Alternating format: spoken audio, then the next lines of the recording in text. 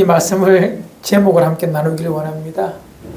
오늘 성경 다 읽지 않았지만 사무엘상 7장의 말씀을 제가 주보를 먼저 보내는 것은 주보에 보면 읽어야 될 말씀을 좀 더 이렇게 많이 적어 두었거든요. 다음에 주보 보시면서 좀 더 읽어오시면 아래 뒤 앞뒤 다 읽어오시면 훨씬 더 말씀을 이해하는데 도움이 될 것입니다. 이 말씀을 들을 때 배경을 먼저 설명하겠습니다. 오늘 나눌 말씀의 배경은 이러합니다. 이스라엘 백성이 약속의 땅 가나안 땅에 들어가서 이제 300년의 시간이라는 세월이 지납니다. 몇 년요? 300년. 아주 긴 세월입니다. 이 300년 동안 약속의 땅에서 아름답게 믿음의 백성으로 하나님의 자녀로 살면 좋은데 그렇지 않아요.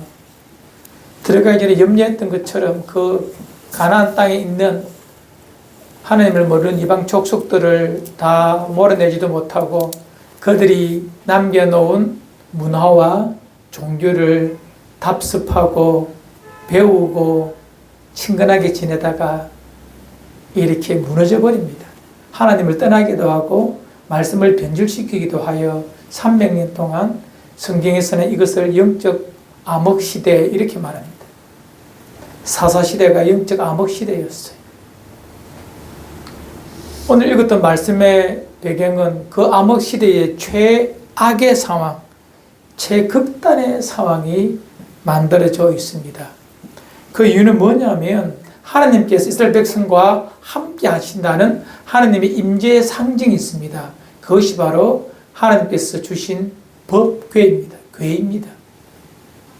십계명의 돌판을 넣어서 하나님께서 그들과 함께 하신다는 상징으로 늘 그 법궤를 중심으로 광야 40년은 움직였고 또 이스라엘 백성 그 말씀 앞에서 늘 순종하며 살겠다 결심하며 하나님이 그 백성과 함께 한다는 영적이고도 또한 분명한 상징이 바로 이 법궤입니다.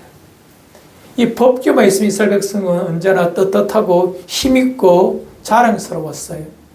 광야 40년을 인도하신 것도 이 법궤 때문에 그들이 흩어지지 않고 살아왔음을 그들이 알고 있기 때문에 이 법궤를 너무나 소중히 여겼습니다. 이스라엘 백성이 가나안 땅에 들어가서도 이 법궤를 가지고 살았는데 블레셋과의 전쟁을 하게 됩니다. 블레셋이 어디냐면 지금 TV에 많이 나오는 팔레스틴 지역의 가자 지구라고 들어보셨지요? 그 가자 지구의 옆에 5개의 블레셋 족속들이 모여 사는 유다의 남서쪽에 있는 지중해 그 해변가에 있는 나라와 족속들입니다. 블레셋이란 말이 영어로 하면 팔레스티나가 됩니다. 팔레스틴이 됩니다. 그래서 같은 말이에요. 거기서 나왔습니다. 이 블레셋과 전쟁을 하게 되는데 이스라엘 백성이 하나님을 경외함 없이 이 법궤만 있으면 하나님 우리와 함께 한다는 그런 이 너무나 1차원적인 미신적인 행동을 가지고 이 법궤를 가지고 전쟁터에 나갑니다. 이 법궤가 빼앗깁니다. 블레셋 나라에 빼앗겨 버리고 그 법궤를 메고 간 대제사장의 두 아들 홈니와 비나하스도 전쟁터에서 비참하게 죽게 됩니다. 뿐만 아니라 3만 명의 군인이 거기서 죽게 됩니다. 엄청난 양의 군대가 거기서 죽게 됩니다. 이르되니 나라가 휘청거립니다. 뿐만 아니라 그 슬픔의 비보를 들은 그 시대 대제사장 엘리도 의자가 넘어지면서 목이 부러져 죽어버립니다. 이런 모든 일련의 일들이 이 이스라엘 백성이 얼마나 지금 엉망이고 위기고 암흑인지 그대로 보여주고 있는 것입니다. 이런 슬픔의 모습에서 남편이 죽었다는 말을 들은 비나하스의 아내가 임신하고 있었는데 출산할 때에 그 상고 속에 죽어가면서 이렇게 외칩니다. 아들의 이름을. 이 아들의 이름은 그 땅의 영적 상태를 상징하는 말이기도 합니다. 아들 낳으면서 죽어가면서 난 아들의 이름이 뭐라? 이가봇. 정확하게 표현하면 하나님의 영광이 떠났다는 말입니다. 이 땅이 하나님의 영광이 다 떠나버린 나라가 되었다라고 고통하며 슬퍼하는 것이 그 여인의 모습이며 현 이스라엘의 모습입니다. 참으로 고통스러운 영적 최악의 상태가 이스라엘에게 도달했습니다. 그럼에도 불구하고 하나님은, 이스라엘은 하나님을 버렸지만 하나님은 그 백성을 포기할 수가 없습니다. 성경 전반에 걸친 하나님의 마음입니다. 다 떠나도 하나님을 모르고 하나님을 떠나고 혹은 이방 우상을 섬기며 하나님의 말씀을 버렸지만 하나님의 사랑은 다함이 없어 그 백성을 끊임없이 끝까지 사랑하십니다. 이것이 성경에서 말하는 하나님의 자기 백성에 대한 사랑입니다. 그래서 이사야 선지자는 이런 말씀을 하셨죠. 이사야 42장 3절 하나님의 말씀 이렇게 정언하고 있습니다. 상한 갈대를 꺾지 아니하시며 꺼져가는 등불도 끄지 아니하시고 진실로 정의를 시행할 것이며, 하나님의 모습을 이렇게 말합니다. 상한 갈대, 그때 제가 말씀드린 적이 있죠. 갈대가 상했다는 말은 갈대가 물에 녹아서 이제 다 물속에 썩어 없어지는 순간을 말합니다. 끝났다는 거예요. 생명이 다 했다는 거예요. 이제 등불에 기름이 말라 심지가 타들어가는 마지막 그 모습입니다. 그런데 거기서 끝나지 아니하시고 하나님은 다시 상한 갈대를 생명을 더하시고 꺼져가는 등불에 기름을 더하셔서 다시 회복시키시는 하나님이십니다. 하나님의 긍휼은 다함이 없습니다. 끝이 없습니다. 어떤 상황 속에서도. 그래서 예레미야는 그의 노래를 이렇게 부릅니다. 예레미야가 3장 22절에 여호와의 인자와 긍휼이 무궁하심으로 우리가 진멸되지 아니함이니이다. 하나님의 긍휼 때문에 그 백성이 삽니다.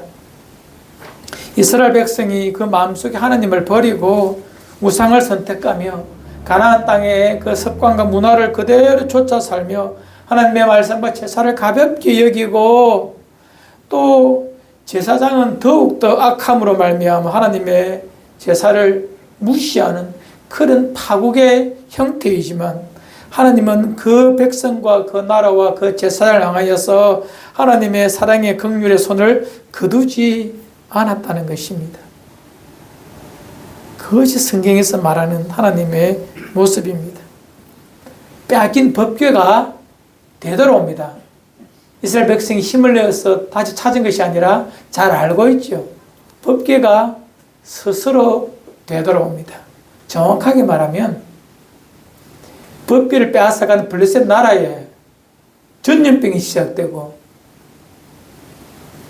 큰 재해가 있고 그들의 심기는 다곤 신전에 법궤를 두었더만 다곤 신이 자빠져가지고 모가지가 잘리고 손목이 잘려버리는 그런 일들이 있으니 무서워서 블레셋 사람들이 그 법궤를 감당할 수가 없는 거예요.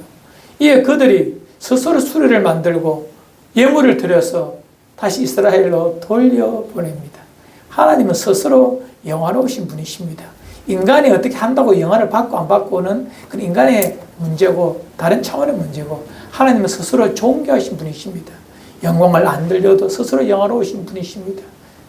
인간에게 뭐 날 사랑해 달라, 나를 의지해라 이런 식으로 하나님은 구하지 않습니다. 인간이 없어도 당신은 스스로 영화로우신 분이십니다. 하지만 그의 긍휼이 이스라엘 백성을 사랑하셨기에 그의 손을 거두지 아니하시고 긍휼을 베풀어 주시는 것입니다. 이런 상황 속에서 다시 블레셋에서 하나님의 법궤가 돌아온 이 시점에서 사무엘상 7장이 기록됩니다. 여러분, 이스라엘과 블레셋은요 300년 동안 수없이 전쟁을 반복합니다. 그런데 왜 이스라엘이 맨날 이 블레셋과 전쟁하면 질까요? 늘 전쟁의 지배권은 이 블레셋이 다 가지고 있습니다. 왜 사사기 동안 이스라엘은 날마다 이 블레셋한테 잡혀먹기도 하고 빼앗기기도 하고 굴복당하고 살까요? 그들이 하나님을 의지하지 않고 떠났기 때문에 전쟁에서 피하는 것입니다. 구체적으로 역사 속을 살펴보면 이렇습니다. 힘으로 붙으면 안 되거든요. 왜?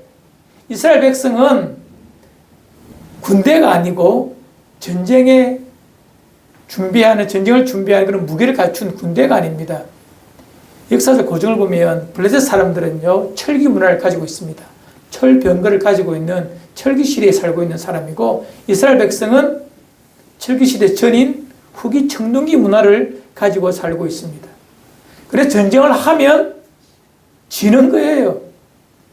청동기 문화와 철기 문화가 붙으면 철기 문화가 이기기 때문에 이 문명이 발전해왔지 않습니까? 그럼 어떻게 목사가 알아요? 라고 말하는데, 우리 성경을 살펴보면 사무엘상 13장 19절 우리 함께 읽읍시다. 시작. 그때에 이스라엘 온 땅에 철공이 없었으니 이는 블레셋 사람들이 말하기를 히브리 사람이 칼이나 창을 만들까 두렵다 하였습니다. 이 말씀 내두는 것은요, 이스라엘 백성의 상황을 말하고 있습니다. 이스라엘 백성은 철기를 다룰 수 있는 문화와 기술이 없었습니다. 그래서 철기를 다루기 위해서는요, 어디 가서 블레셋 사람한테 가서 그 기술을 배웁니다. 철기를 다루어 달라고 부탁하면 그 사람들이 철기를 칼이나 홈이나 이런 것들을 만들어주고 다시 베어주는, 이렇게 갈아주는 그런 것이 바로 그 시대의, 사사시대의 상황이었어요. 문명적으로, 즉 세상적 힘으로는 이스라엘이 블레셋을 이길 수가 없습니다. 그러나 하나님은 그 백성이 블레셋의 강압과 압제 속에서 힘들게 할 때마다 그 백성의 재물을 빼앗아가고 그 백성을 고통 속에 밀어넣을 때마다 이스라엘 백성은 하나님께 살려달라고 기도하면 하나님은 다시 사사를 보내셔서 전쟁을 통하여 힘을 통하여 다시 은혜를 베푸사 그 백성을 구원해 주셨거든요. 그 반복이 뭐라? 사사기의 300년의 시간들이었습니다. 오늘 읽었던 말씀은 이런 블레셋과 이스라엘, 또 블레셋과 이스라엘뿐만 아니라 다른 나라, 주변에 있는 다른 나라들과의 역학 관계 속에서 오늘 읽을 이 사무엘상 7장의 말씀 속에서 한 전쟁이 발생하는데 이 전쟁 이후에 모든 역학 관계가 다 바뀌어버립니다. 즉 이스라엘 중심으로 그 지역 사회가, 그 문화가 바뀌어버린다는 것입니다. 그것을 읽은 말씀의 앞부분에 있고 그 결론이 7장 12절인데 오늘 그 부분을 말씀드리려고 합니다. 이스라엘 백성이 이렇게 살아서는 안 되겠다라는 그런 마음을 가지고, 회복의 마음을 가지고 한 곳에 모입니다. 모인 이유는 전쟁을 준비하는 것이 아니라, 출병을 위한 전쟁이 아니라 뭐라면 하나님께 다시 되돌아가고자, 우리의 신앙을 새롭게 하고자 한 곳에 모입니다. 그 모인 장소 이름이 미스바라는 곳이에요. 그때 사사가 사무엘이에요. 모이라 하니까 다 모이는 거예요. 엄청난 수가 모이는 것입니다. 왜? 이스라엘 백성이 지금 영적 상태와 나라 상태를 알고 있거든요. 빼앗겼던 법궤도 이제 겨우 돌아와 있고,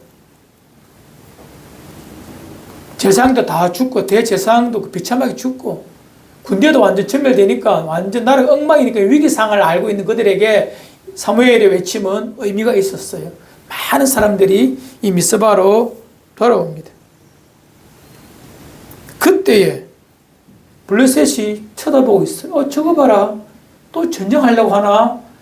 그런 마음을 가지고 블레셋이 먼저 군대를 이끌고 출병을 합니다. 전쟁에 참여해버립니다. 우리 7장 7절 함께 읽어요. 7장 7절 시작. 이스라엘 자손이 미스바에 모였다 함을 블레셋 사람들이 듣고 그들이 방백들이 있음을 찾아보였습니다. 이스라엘 자손들이 듣고 블레셋 사람들을 두려워하여 이스라엘이 벌벌 떨기 시작합니다. 왜? 블레셋이 전쟁을 하러 올라옵니다. 지금 이스라엘은 전쟁을 위해 모인 것이 아니잖아요. 하나님께 다시 말씀을 통하여 제사 드리기 위해 올라왔는데 그것을 보고 블레셋 사람들은 전쟁인 줄 알고 군대를 모아서 올라왔다는 것입니다.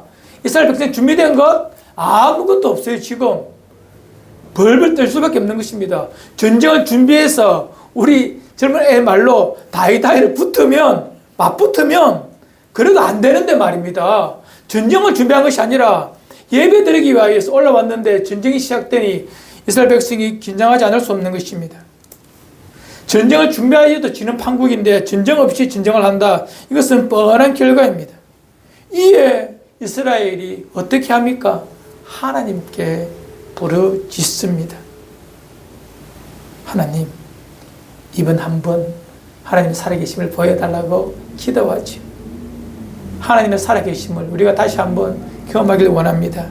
이에 10절, 11절 하나님의 비상섭리, 우리는 기적이라고 말하는데 하나님께서 직접적으로 이 땅에 개입하십니다. 하나님은 보통 당신의 섭리 속에서 이 땅을 통치하시고 보존하시고 이렇게 운행하시는데 그것은 제2의 원인자라고 하는 일반 규칙들, 세상의 모든 만물의 규칙과 질서를 통하여서 만드신 질서를 통하여서 통치하시는데 급할 때는 일반 섭리가 아니라 비상섭리로서 이 땅을 이 피조세계에 개입하실 때가 있습니다. 이것이 바로 그 비상섭리입니다.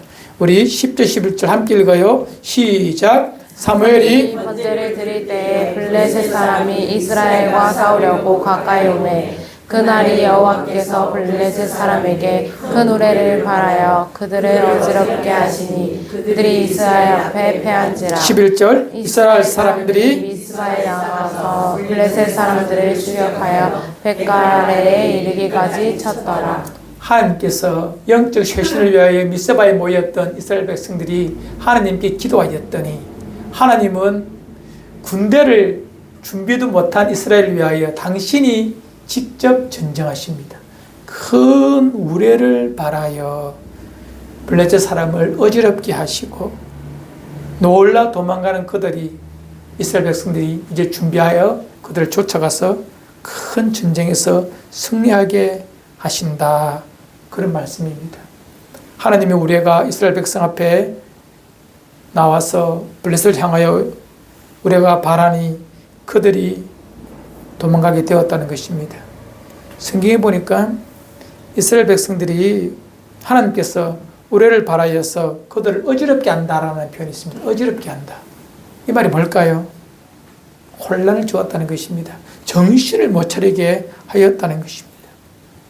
그리고 큰 승리를 거두게 되죠. 이에 이스라엘 백성들이 이 승리를 기념하기 위하여 하나의 행사를 합니다. 12절 이것도 말씀이죠. 함께 읽어요. 시작. 사무엘이 돌을 취하여 미스바와 센 사이에 세워 이르되 여호와께서 여기까지 우리를 도우셨다 하고 그 이름을 에벤에셀이라 하니라. 이스라엘 백성 그 전쟁에서 기적적인 전쟁의 승리를 경험하고 난 다음에 기념하여 큰 기념비를 세웁니다. 에벤 하에제르. 에벤이란 말은 돌이란 말이요. 에젤이란 말은 돕는다는 말이거든요. 돕는 돌. 하나님께서 우리를 도우셨다. 이런 마음, 이런 뜻으로 에벤 에셀이라는 돌을 세워놓고 그 돌 이름을 에벤 에셀이라 이렇게 불렀다는 것입니다. 도움의 바위. 왜 그렇게 세웠냐면 너무 기뻐서 세웠겠지만 하나님, 우리가 하나님께 돌아오기만 하면 하나님은 이렇게 우리를 도우신다는 것을 당대뿐만 아니라 오랫동안 자자손손 그 돌을 볼 때마다 하나님께서 도우셨다는 것을 보여주고 가르쳐주기 위한 시청각 자료로서 그 돌을 기념비로 세워두었다는 것입니다. 이스라엘 백성들 속에 에벤에셀의 전투는 바로 그런 전투입니다. 사랑하는 성도 여러분, 이 말씀을 읽으면서 우리는 어떤 2024년이 우리에게 다가옵니까? 내가 올해 한 해를 살면서 내가 무엇을 했는가? 이 말씀을 준비하면서 물어보았습니다. 내가 무엇을 했지? 우리 지역 공동체가 하나님의 나라를 위해서 무엇을 했지? 이스라엘 백성이 전쟁을 위하여 뭘 준비했습니까? 힘을 모았습니까? 아닙니다. 탄탄한 조직으로 단단한 국가를 만들었습니까? 그것도 아니죠. 그들이 한 것이 있다면 하나님 앞에 새롭게 되기 위해서 미스바를 모여서 새롭게 믿음을 새롭게 하고자 했던 그 하나의 주를 향한 마음의 변화뿐이었습니다. 우리 지역 공동체도 힘을 기르지도 않았고 더 큰 무엇을 구하지도 않았고 무엇을 구했지요? 내 영혼이 새롭게 하나님 앞에 서고자, 내 삶을 새롭게 하고자 하는 그 마음으로 우리가 1년을 살았다면, 아니 살았습니다. 그래서 우리 공동체가 아름답게 하나님께서 주셨던 복을 누리며 여기에 서 있는 줄 저는 믿고 있습니다. 여러분, 에베네셀의 인생이 되기 위해서는, 그것을 경험하는 삶이 되기 위해서는 오늘 이 말씀을 잘 읽어보셔야 합니다. 잘 이해하셔야 합니다. 크게 무엇을 하고자 준비해서 싸워보자, 물론 그것이 나쁜 것이 아닙니다. 하지만 오늘 말씀에서 우리가 주는 교훈은 뭐냐면 이겁니다. 하나님 앞에 새롭게 하고자 시작하면 됩니다. 날마다 새롭게. 뭐라고요? 날마다 새롭게. 과거의 것을 자랑하지 말고, 또 못했다고 좌절하지도 말고, 오늘 날마다 새롭게. 우리 첫 번째 꼭 필요한 것은 영적 쇄신입니다. 날마다 새롭게 하는 것입니다.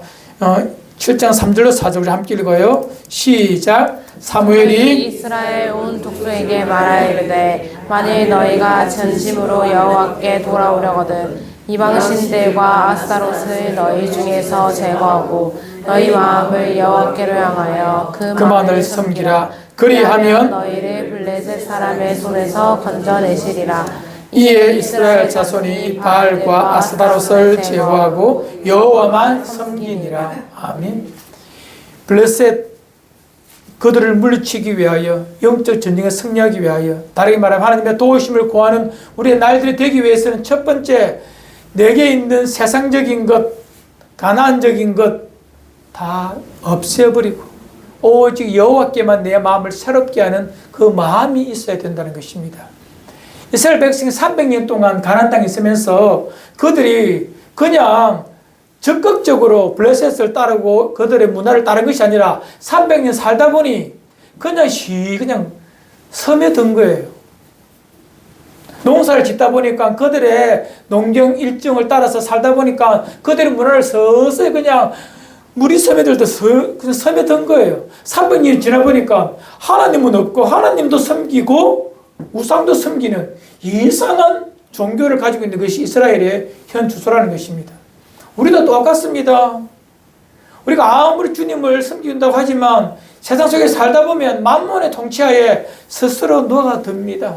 세상의 힘과 권력, 황제의 힘에 의존하며 힘 있는 것이 능력이다, 실력이 힘이다, 능력이다라고 스스로 자위하면서 그냥 따라가는 거예요. 마음을 다잡지 않으면. 그것도 우리가 새롭게 할 거 뭐라고? 여호와께 돌아서서 내 심령을 새롭게 하는 것입니다. 오직 여호와께로 우리가 돌아가자. 전심을 다해 하나님만 바라보자.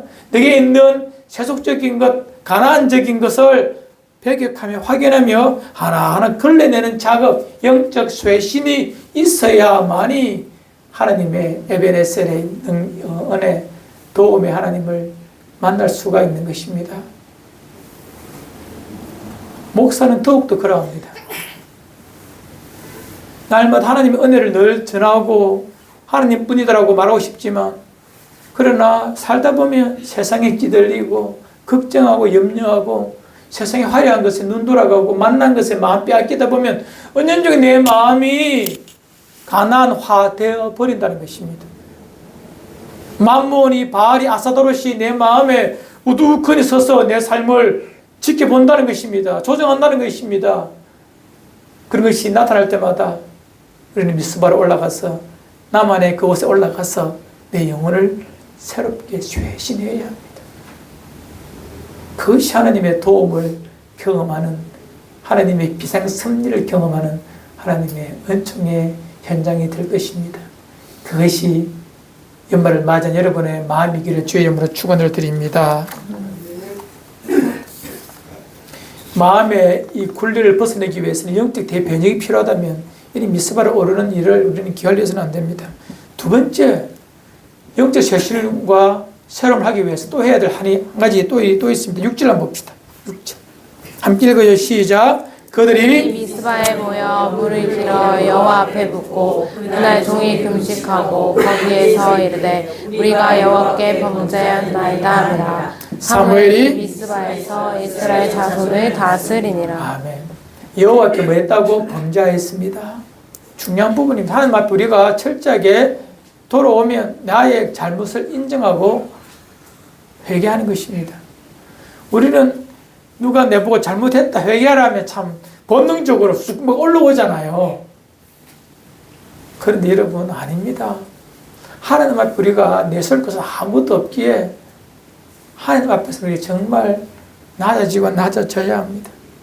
이스라엘 백성은 금식하며 종일 금식하며 여호와 앞에 회개하는 은혜가 있습니다.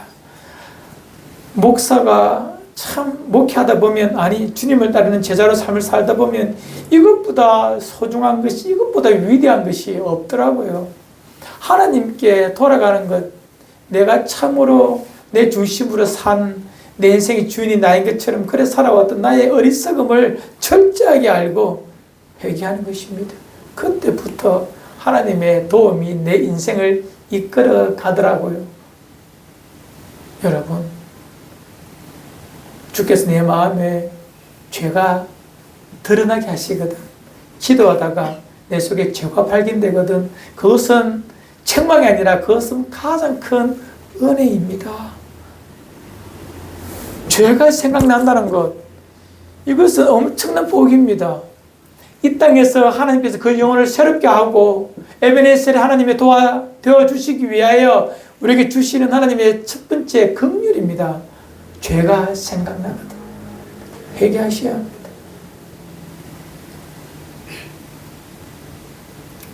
성탄절 끝나고 26일 날 제가 누구를 만났습니다. 불편한 자리였지만 만났어요. 그리고 돌아와서 곰곰이 생각해 보았습니다. 불편한 자리였지만 제가 와서 만나 주었고 화해하고 용서하고 용서받고 그랬습니다. 곰곰이 생각해 보니까 만난 그 사람은, 그 부부는 복된 사람이더라고요. 기도하다가 해결해야 될 것들, 청산할 것들을 깨닫게 하시니 용기를 내어서 와서 손을 내밀고 용서를 구하는 것. 그들은 복입니다. 살아있으니 주께서 그 마음에 용서할 마음을 가지고 그에게 죄가 생각나게 하셔서 깨닫게 하셔서 용기를 내어서 용서를 구하는 손을 내민다. 기독교인이기 때문에 가능하고 하나님의 영이 있기 때문에 가능한 거예요.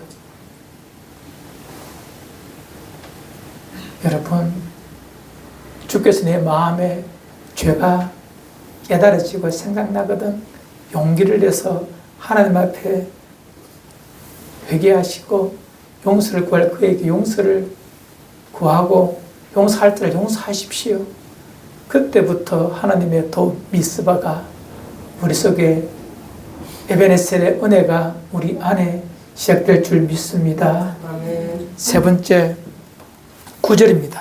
함께 읽읍시다. 9절 시작. 사무엘이 젖먹는 어린 양 하나를 가져다가 온전한 번제를 여호와께 드리고 이스라엘을 위하여 여호와께 부르짖음에 여호와께서 응답하셨더라. 하나님께서 위대한 비상섭리를 통하여 이스라엘 백성을 구원하시는 이 위대한 일 속에 세 번째가 뭐냐면 바로 이 온전한 번제를 드렸다.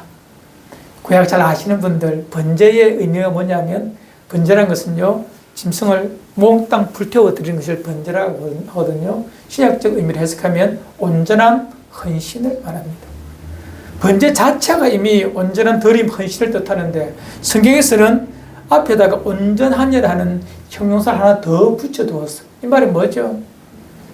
단순히 다 태워드렸다는 번제를 넘어서 그 백성 사무엘과 그 백성이 할 수 있는 가장 완벽한 인간 할 수 있는 최상의 제사를 드렸다는 그런 의미입니다. 과거 그 백성들이 형식적으로 드렸든지 절반의 마음으로 드렸든지 상관없이 드렸던 그 제사와는 영 다른 차원의 온전한 번제를 하나님 앞에 그 백성이 올려드리게 되므로 이제 그 땅에 하나님의 은총의 나라가 시작되는 것입니다. 블레셋을 완전히 무찔러버리고 새롭게 되었어. 이제 이스라엘이 사사시대의 영적 어둠을 다 벗어버리고 샌드백처럼 이 나라한테 치이고 저 나라한테 밟히던 그 시대를 끝내버리고 이제 명실상부한 한 나라로서의 한 족속으로서 하나님의 나라로서의 모습을 만들어가는 그렇게 새롭게 되는 전쟁이 바로 이 미스바에서 발생한 에베네셀의 전쟁이거든요. 그 전쟁의 시작이 새로운 것의 시작이 바로 이 온전한 번제를 통하여 시작되는 것입니다. 우리 7장 14절 함께 읽읍시다. 앞에 있습니다. 자막이. 함께 읽어요. 시작. 블레셋 사람들이 이스라엘에게서 빼앗았던 성읍이 에그론부터 가드까지 이스라엘에게 회복되니 이스라엘이 그 사방 지역을 블레셋 사람들의 손에서 도로 찾았고 또 이스라엘과 아모리 사람 사이에 평화가 있었더라. 이제 이스라엘은 동네북이 아니라는 것입니다. 이제 사사시대가 끝났다 이 말입니다. 이제 하나님께 통치하시는 명실상부한 약속의 백성으로 가나안 땅에서 이제 하나님의 나라를, 하나님의 인류 구원을 위대한 구원의 역사를 시작하겠다라는 것이 바로 이 에베네셀의 전쟁입니다. 주변 나라들 이제 아모리도 그때 아모리 족속이 가장 막강했거든요. 블레셋은 한 족속으로서 그냥 자그마한 민족이었다면 아모리는 대제국에 가까운 큰 나라입니다. 요단강 동편에 있는 그 모든 나라들과 이제 어깨를 이렇게 함께하며 모습을 갖추어가는 그런 새로움이 시작되었다는 것입니다. 여러분, 우리 인생에서 이런 새로움이 시작되어야 합니다. 종류 여러분의 삶을 돌아보십시오. 올해나 아니면 작년이나 재작년 무엇에 끌려가는, 질질 끌려가는 세상에 그런 허덕거리며 살아갔던 나의 모습이 우리 속에 있었습니까? 내 속에 있었습니까? 우리 이제 거기서 회복되어야 합니다. 영적 쇄신이 되어야 합니다. 그러기 위해서는요, 주님께로 돌아가고 마음을 다하여 주님께로 돌아가고 이방적인 것, 가난적인 것 다 하나씩 하나씩 발견될 때마다 십자가 밑에 묻어버리고 던져버리고 내 속에 죄가 생각나거든 철저하게 돌이켜 회개하고 온전한 번제를 드림으로 우리의 삶에 새로운 것을 기대하는 여러분들 되시기를 바랍니다. 여러분 이렇게 주일날 함께 모여 하나님의 성호를 찬양하며 하나님께 영광을 올려드리는 이 예배, 세상 사람들 보기에는 이 좋은 날 어떻게 저렇게 살까, 좀 놀기도 하고 여행도 떠나고 이래야 되는데, 그러나 하나님의 백성이 이 땅에서 가장 아름다운 모습을 발견할 때가 어디냐면, 가장 아름다운 모습은 피조물이 창조주를 기억하고 예배하는 것입니다. 가장 아름다운 풍경입니다. 주일날 드려지는 우리의 예배가 하나님 아버지 보시기에는 가장 아름다운 인간의 모습, 하나님의 백성의 모습입니다.